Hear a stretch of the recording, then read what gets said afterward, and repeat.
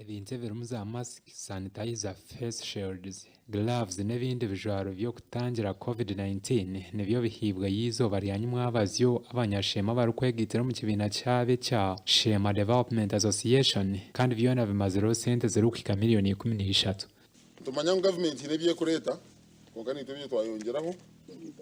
kwena ngo abantu batakarwara tugume turagura abantu bitu kandi imbere guvene tambura no mare. Nubwo aba SDA babire nbahereza y'ibintu ebi bamwe nibatera ntoma hanso bwe bari kwandika amakuru mabe ahame gutera kugita abantu ninga social media. Mbwe nabo nabona ko bari social media bari kugambe ibintu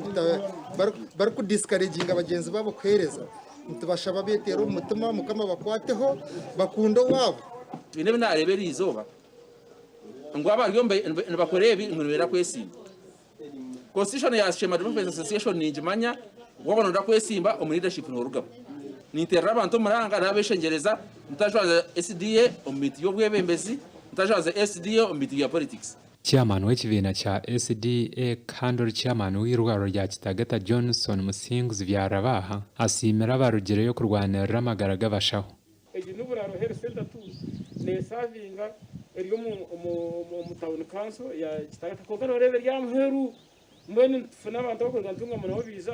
mwene bona ito health tugira nsarasa no boundary all health service all in Uganda even world over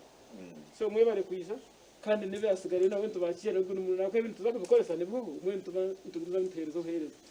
Amarwariro gitshangire gatine bikozesa Harmushuk Health Center ya kana Buraro Health Center ya kabiri Kasana Health Center ya kabiri Kigarama Health Center ya kashatu hamwe na Gandi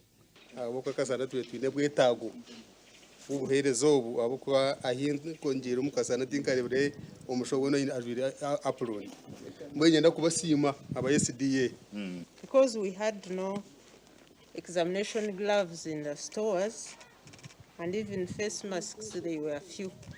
District ya Sheema bakwasirwe indwara ya COVID-19 kuyihebarukaho mwihangane bingana rukagana na mukaga abasibwirwe n'urukaga 24 abo basibwire n'urukaga 29 13 no bafire rero abasigira mu marwariro n'abahika abana bonka gasha kwa Mike twakire.